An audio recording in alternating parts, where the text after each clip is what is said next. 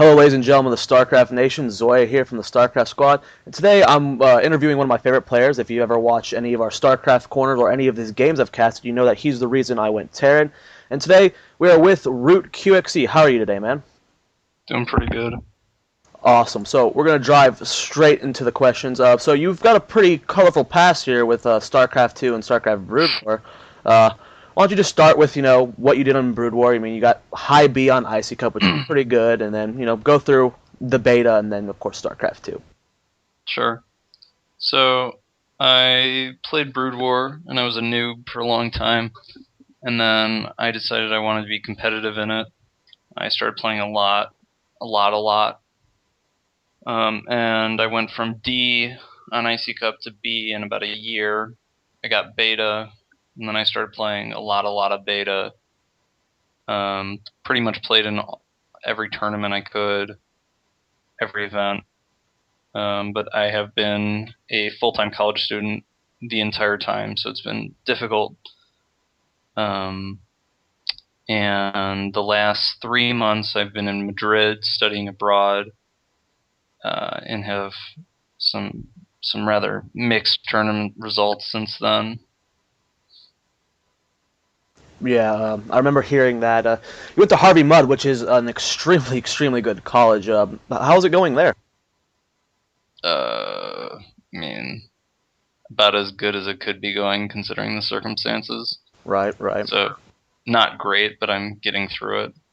Of course. So, why don't you tell us about joining Root?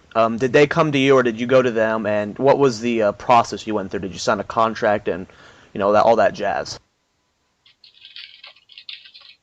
Well, back in beta, I was looking for a team, and I met Katz and Drewby through an old Brood War contact.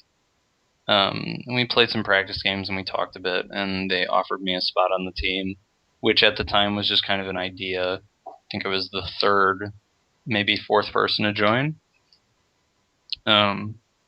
Since then, obviously, the team's grown quite a bit. We got a website, various other things going on. I am not contracted with them. We don't have any official sponsors, at least as of right now. Yeah, that's it.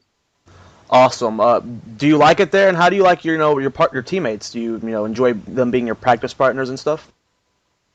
Honestly, I almost never play with them anymore because of time zones. Europe, I'm like between 6 and 9 hours ahead of all of them, and I have class all day, and I have to wake up for class, so I have to go to bed somewhat early.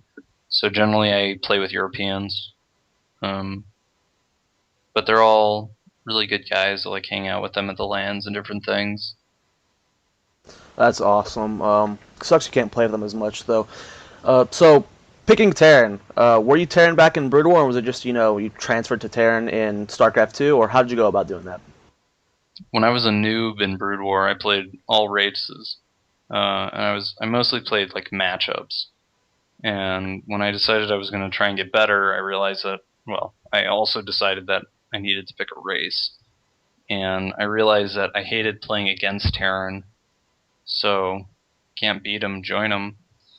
Then when I started playing StarCraft 2, initially the first couple of weeks I was playing Zerg, and then I realized that I don't like Zerg, and Terran was much more comfortable.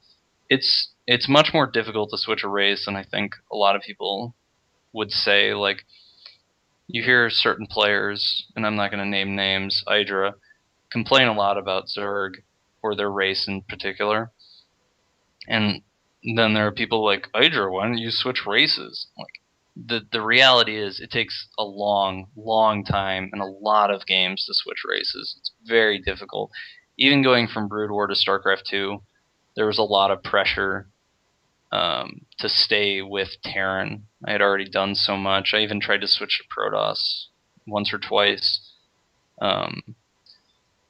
which never worked out. I have never had enough time, just in general because of school, to actually seriously consider being able to switch races. But yeah, so that's why Terran. So when you finish school, do you plan on just going straight into your career, or do you plan on taking a break after school and just focus on StarCraft 2 completely? Because that's pretty sure what's on everyone's mind right now. Plans right now are to actually live my life after school ends, which means going to Korea and playing StarCraft 2. Awesome. That would be a great thing for everyone in the community. Now, let's just go away to user questions real quick. We got quite a few of them. So we already answered why you picked Terran. But this is the second most asked question here. What is your favorite unit throughout the entire game? Probably Metavax. I can see that. And Pretty good. that leads a perfect segue into our most asked question here. Now, you got famous because of that Day 9 Dahlia knew about the heavy drop play. People want to know what inspired you to start playing like that. Was it something you did in Brood War, or was it just something you discovered and were like, wow, people are underusing this completely, and I'm just going to abuse the hell out of it? I mean, drops are good. I don't know. Some people will look at the way I play and think it's some kind of like brilliant thing that I've sat and spent many long hours concocting.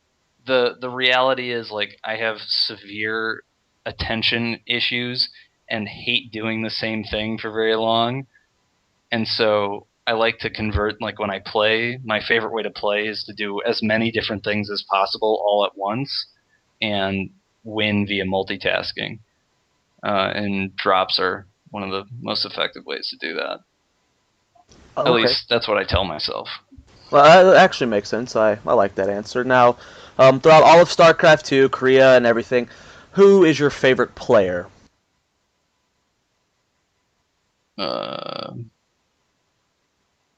Me? I don't know.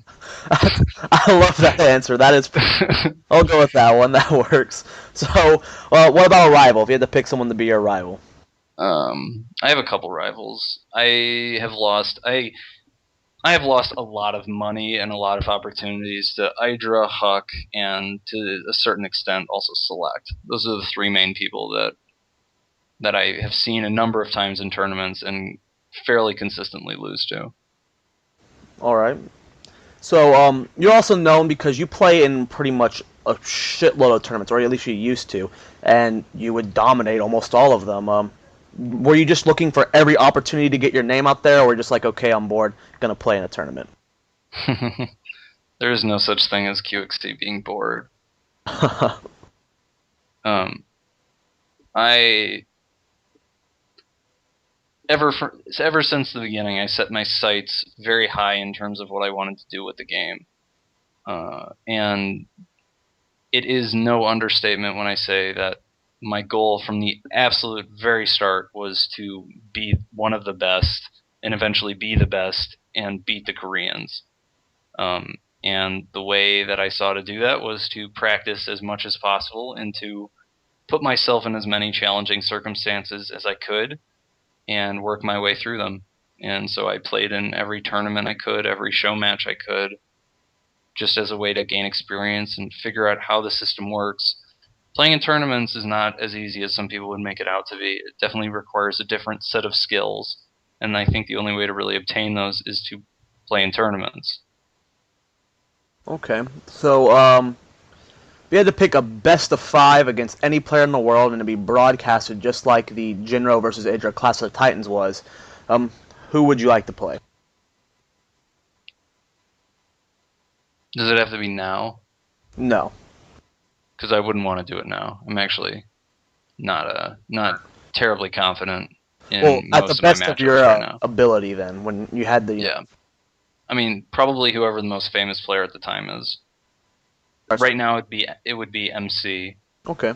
But 2 months ago, it would be MVP. All right. So pretty much whoever just won Code S at the time. Yeah. All right.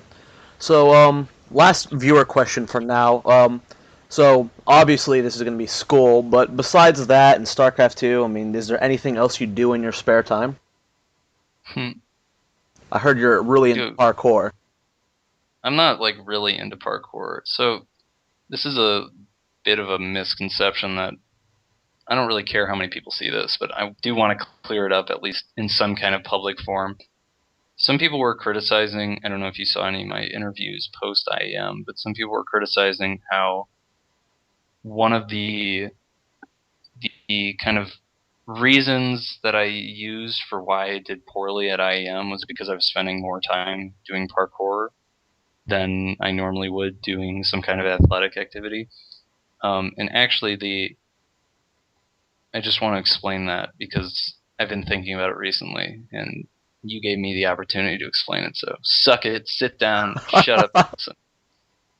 So while I'm in Madrid, one of the main, well, almost the primary reason that I'm here is I want to be fluent in another language. But I go to a school that is heavily dominated by Americans. Of the people who speak Spanish there, the vast majority are bilingual, and so you end up speaking English to them anyway. And I do parkour with almost entirely native Spanish speakers who barely speak any English at all. And so I've been doing parkour both as a means to exercise and because it's a cool skill and interesting activity, but also because I'm trying to get my Spanish practice in, and there aren't a whole lot of opportunities that I've found besides doing like some kind of activity with natives, and I like doing that. Um, Things I also do: Brazilian Jiu-Jitsu. I've been doing on and off for a couple of years. Play frisbee, ice hockey in high school, roller hockey a little bit in college. I know how to freeline. You can look it up on YouTube. It's pretty cool. And like just about any genre of video game, I'm probably better at than you are. I play Dota, Counter Strike, a little bit of 1.6, mostly Counter Strike Source, TF2, Left 4 Dead, Left 4 Dead 2, Tetris, Puzzle Fighter, Guitar Hero 3, DDR, Osu.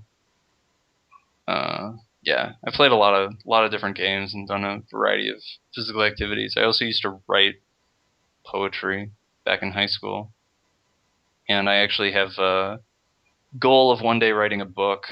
I think that'd be really fun.